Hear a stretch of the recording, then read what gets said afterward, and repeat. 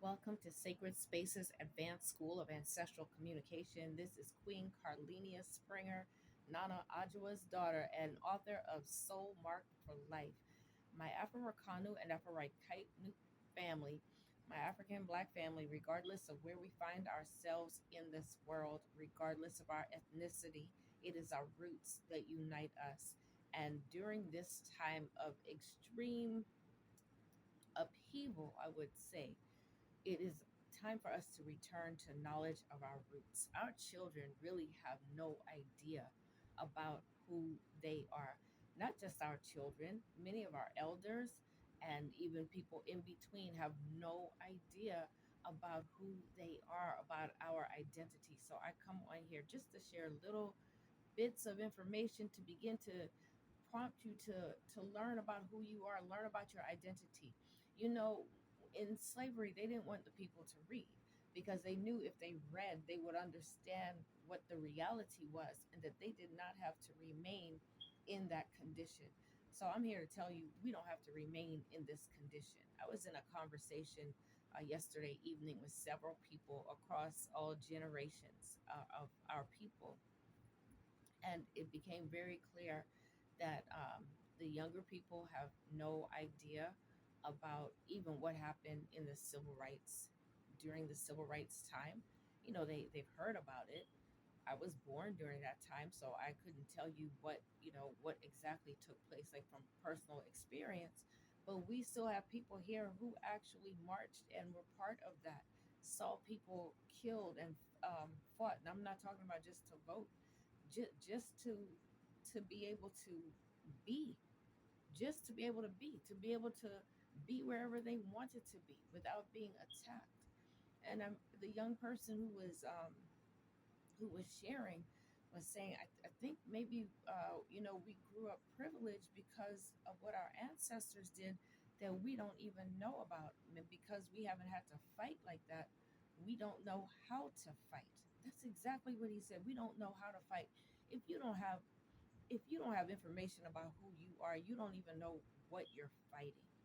And we're fighting a system that Dr. Frances Cress Welsing, our ancestress, who was a psychiatrist right here in DC, spent her whole life studying white supremacy and racism. She said it is the first global terroristic system on the planet.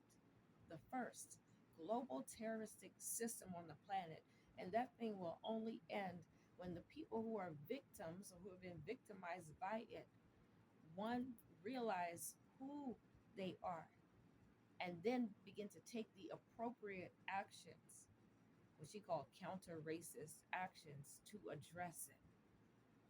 Only then would that system break. And she said this system is responsible for all of the ills that we see in our community. And you all know them: the homelessness, the unemployment, the drug addiction, the teen pregnancy, the lack of proper resources with regards to our health care, all of these things, manipulation of the entertainment industry, all of these things are necessary for the survival of this first global terroristic system instituted by a tiny minority of people on planet Earth. And why does it exist? She said it exists for their genetic survival on planet Earth. It exists for their genetic survival. So they tried to make us feel bad about our melanated bodies. They tried to make us feel like our melanated bodies were inferior. And it is just the opposite.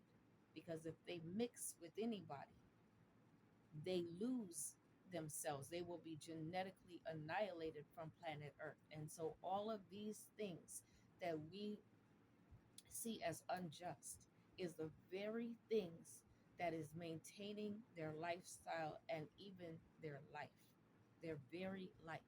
So when we go and seek to um, talk and to reason, and there is no reason, one of the things she said is that all people who classify themselves as white, whether consciously or subconsciously determined, have a certain way of thinking, a certain way of responding to situations There is a pattern in their behavior. She was a behavioral scientist.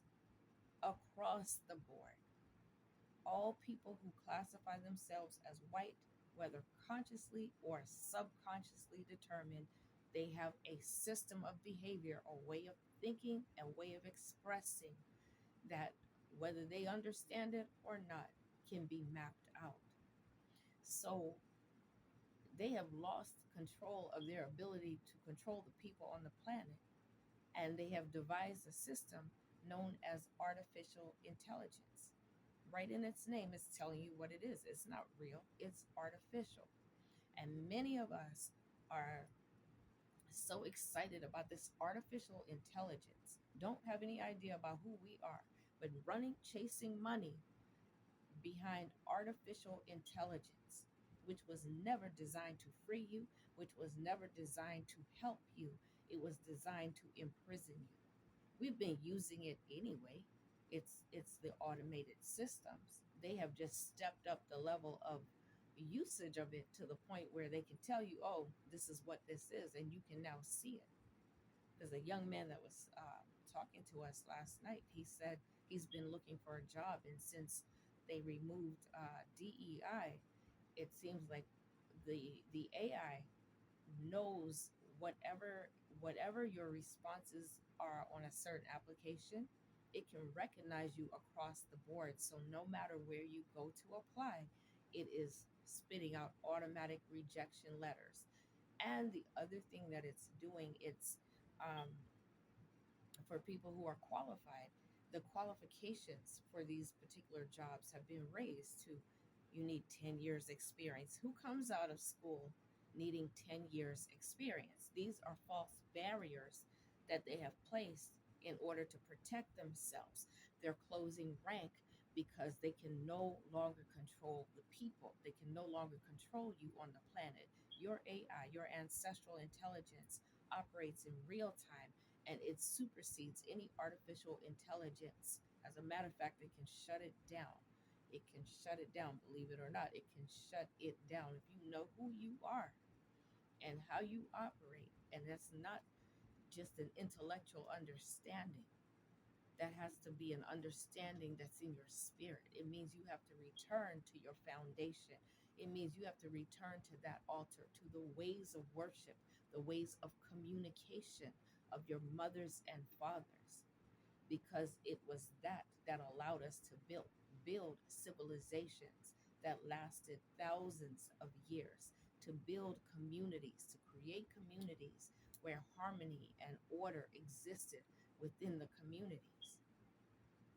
It's that level of communication. And so we're trying to do many things and we're hitting walls, and you're not going to find the answers operating at the level of artificial intelligence at which they operate. You have to raise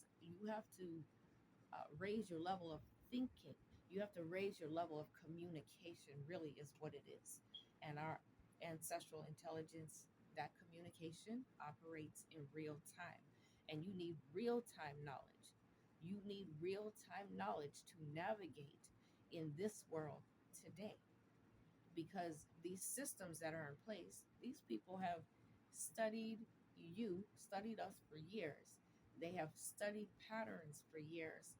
They use their artificial intelligence to study future possible patterns and then make decisions based on that. And these decisions are always to keep you roped in, locked into a small place where you, every time you try to move, you're hitting walls. But there is a way out, and the way out is in. You have to go inward. Nobody out here is coming to save you. Nobody out here is coming to give you this magical pill or magical answer. The answers lie within you. The communication takes place within you. When you have something revealed to you that you had no outer evidence for, it's because something was revealed within. What were the processes that took place in order for you to access information that you had no outside evidence for? And the outside evidence showed up later. You have ancestral intelligence, and it supersedes artificial intelligence every day of the week. Know who you are.